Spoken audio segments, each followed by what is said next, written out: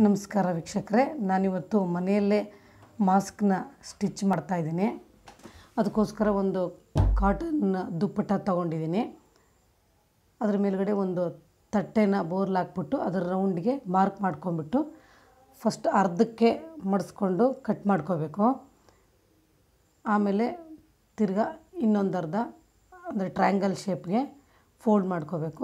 4 fold ಬರುತ್ತೆ.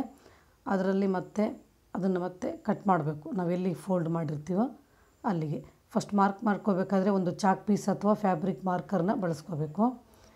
ಈಗ 4 piece ಬಂತು. ಅದನ್ನು ಎದುರು ಬದರಾಗಿ ಕರೆಕ್ಟಾಗಿ ಜೋಡಿಸ್ಕೋಬೇಕು. ಅದ್ರ ಪಕ್ಕಕ್ಕೇನೆ ಅಲ್ಲಿ ಇಲ್ಲಿ ಅದು ಬೇರೆ ಬೇರೆ ಕಡೆ ಮಿಸ್ಪ್ಲೇಸ್ ಆಗಬಾರ್ದು.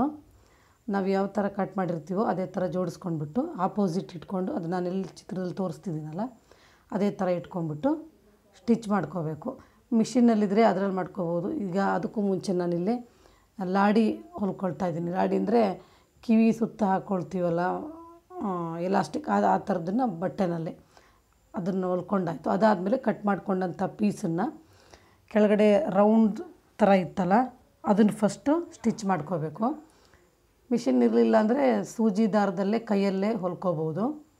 ಇದೇ ಥರ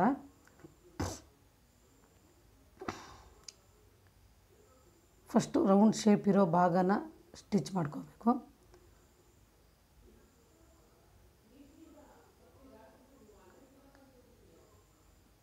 ಆಮೇಲೆ ಅದನ್ನು ಎರಡನ್ನೂ ಉಲ್ಟಾ ಇಟ್ಬಿಟ್ಟು, ಅಂದರೆ ಮೇಲ್ಗಡೆ ಸೀದಾ ಇರೋದು ಒಳಗಡೆ ಹೋಗಬೇಕು, ಉಲ್ಟಾ ಇರೋದು ಔಟ್ಸೈಡ್ ಬರಬೇಕು. ಯಾಕೆಂದ್ರೆ ಅದನ್ನು ಮತ್ತೆ ನಾವು ಉಲ್ಟಾ ಮಾಡ್ತೀವಿ, ಅಂದರೆ ಹೊರಗಿಂದ ಎಳಿತೀವಲ್ಲ, ಅದಕ್ಕೋಸ್ಕರ ಉಲ್ಟಾ ಸೀದಾ ನೋಡ್ಕೊಂಡು ಇಟ್ಕೋಬೇಕಾಗುತ್ತೆ.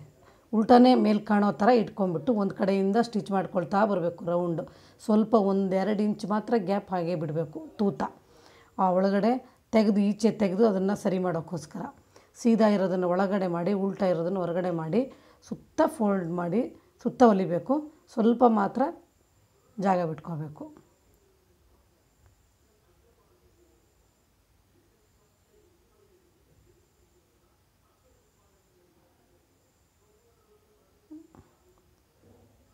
ಅಷ್ಟು ಹೊಲ್ದಾದ್ಮೇಲೆ ಎಲ್ಲಿ ನಾವು ಬಿಟ್ಟಿರ್ತೀವೋ ಆ ಜಾಗದಿಂದ ಒಂದು ಬೆರಳನ್ನ ತೋರಿಸ್ಬಿಟ್ಟು ಅದನ್ನು ಈಚೆ ತಗೋಬೇಕು, ಅಂದರೆ ಸೀದಾ ಮಾಡಬೇಕು. ಆವಾಗ ಏನಾಗುತ್ತೆ, ಕೂಳೆ ಬಿಟ್ಟಿರ್ತೀವಲ್ಲ ಸುತ್ತ, ಅದೆಲ್ಲ ಒಳಗಡೆ ಹೋಗುತ್ತೆ.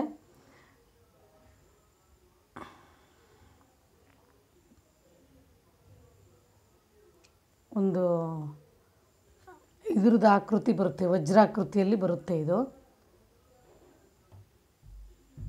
ಆಮೇಲೆ ಅದನ್ನು ನಾವೇನು ಬಿಟ್ಟಿರ್ತೀವೋ ಅದನ್ನು ಫೋಲ್ಡ್ ಮಾಡಿ ಅದ್ರ ಮೇಲೆ 1-2 ಇಂಚ್ ಮಾತ್ರ ಬಿಟ್ಟಿರ್ತೀವಲ್ಲ ಅದ್ರ ಮೇಲೆ ಹೊಲಿಗೆನ ಹಾಕಬೇಕಾಗುತ್ತೆ. ಇನ್ನು ಸ್ವಿಂಗ್ ಮಿಷನ್ನೇ ಬೇಕು ಅಂತ ಇಲ್ಲ, ಸೂಜಿ ದಾರದಲ್ಲಿ ಕೂಡ ಇದನ್ನು ಸ್ಟಿಚ್ ಮಾಡ್ಕೋಬೋದು ಮನೆಯಲ್ಲೇ. ಇದು ಕ್ಲೀನಾಗಿ ಕೂರುತ್ತೆ ಈ ಶೇಪಲ್ಲಿ ಹೊಲಿಯೋದ್ರಿಂದ. ಅದು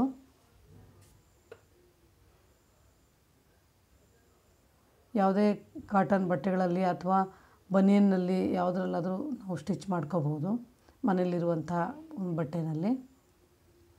ನಾವೇನು ಇದನ್ನು ಲಾಡಿ ಥರ ಹೊಲ್ಕೊಂಡಿದ್ವಲ್ಲ ಅದನ್ನು ಫಸ್ಟು ಬಾಯಲ್ಲಿ ಇಟ್ಕೊಂಡ್ಬಿಟ್ಟು ಕಿವಿದ ಅಳತೆ ತೊಗೊಂಡ್ಬಿಟ್ಟು ಎಷ್ಟು ಬೇಕಾಗುತ್ತೆ ಅಂತ ಒಂದು ಕೈಯಲ್ಲಿ ಇದು ಇಟ್ಕೊಂಡು ಎಷ್ಟು ಉದ್ದ ಬೇಕಾಗುತ್ತೆ ಅಷ್ಟು ಕಟ್ ಮಾಡಿಕೊಂಡು ಆ ಕಡೆ ಈ ಕಡೆ 2 ಕಡೆ ಸ್ಟಿಚ್ ಮಾಡ್ಕೊಳ್ಳೋದು. ಆಮೇಲೆ ಅದನ್ನು ಕೂಡಿಸೋದು, ಎರಡನ್ನೂ ಕೂಡಿಸಿ ಮತ್ತೆ ತಿರ್ಗಾ ಸ್ಟಿಚ್ ಮಾಡಿಕೊಂಡ್ರೆ ಆಯಿತು. ದೊಡ್ಡವ್ರಿಗಾದರೆ ಸ್ವಲ್ಪ ಜಾಸ್ತಿ ಉದ್ದ ತೊಗೋಬೇಕಾಗುತ್ತೆ, ಮಕ್ಕಳಿಗಾದರೆ ಇಷ್ಟು ಸಾಕಾಗುತ್ತೆ. ಅಂದರೆ ಇದು ಲೇಡೀಸ್ಗೆ ಹೊಲ್ದಿರುವಂಥದ್ದು, ಅವ್ರ ಸೈಜ್ಗೆ. ನಾವು ಸ್ಟಾರ್ಟಿಂಗ್ ಬಟ್ಟೆ ತೊಗೋಬೇಕಾದ್ರೆ ರೌಂಡು ಒಂದು 10 ಇಂಚು ತೊಗೋಬೇಕಾಗುತ್ತೆ ಎತ್ತರ, ಒಂದು ಕಡೆ ತುದಿಯಿಂದ ಇನ್ನೊಂದು ತುದಿಗೆ ಆ ರೌಂಡ್ ಶೇಪ್ ಇರುತ್ತಲ್ಲ ಆ ಬಟ್ಟೆನ. ಚಿಕ್ಕ ಮಕ್ಕಳಿಗೆ 8 ಇಂಚು ಆ ಥರ ಅಳತೆ ತೊಗೋಬೇಕು.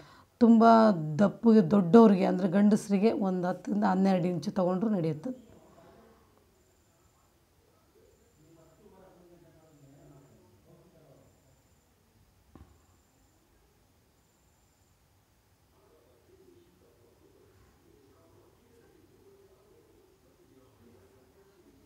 ಇವಾಗ ರೆಡಿ ಆಯಿತು ಮಾಸ್ಕ್.